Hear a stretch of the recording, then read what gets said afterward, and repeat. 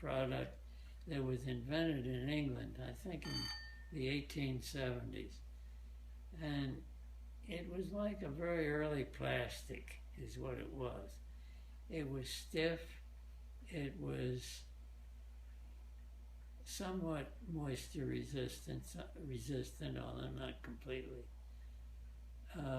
It could be laminated into sheets to make a plaster board, like a countertop or something like that. A lot of it was, and it was cheap compared to leather, so this waste can right here was made out of vulcanized fiber. And a lot of trunks, and I call them poor man's suitcases, were made out of vulcanized fiber. They were a lot cheaper than a leather suitcase, which was better but more expensive. So a lot of the original uses for vulcanized fiber were for that sort of thing. And the industry spread to this country by 1890. It was over here pretty strong. And for some reason, a lot of little fiber companies were established in the Wilmington area. I don't know why Wilmington kind of became a hub for that, but there must have been 5 or 6 different fiber companies in the Wilmington and Newark area, in between. And so what happened was the Marshalls were making paper, but they found that if they made the type of paper that was needed for this additional process to make vulcanized fiber, they could sell all their paper to these little fiber companies and they'd have a market.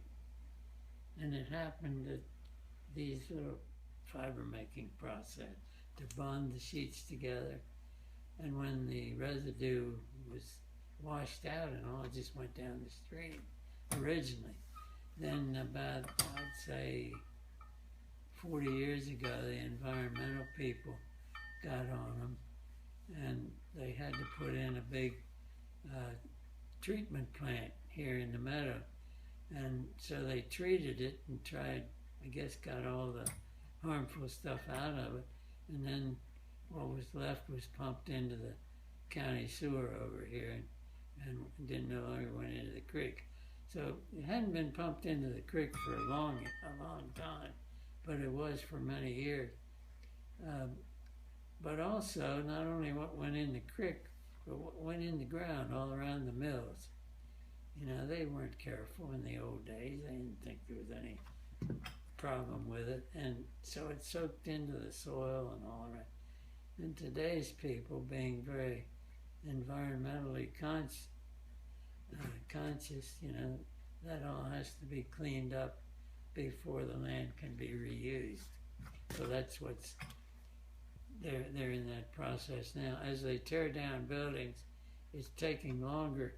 They could probably demolish in 1/3 of the time, but cleaning up the residue and the soil and the ground under it, that's what's expensive and time consuming.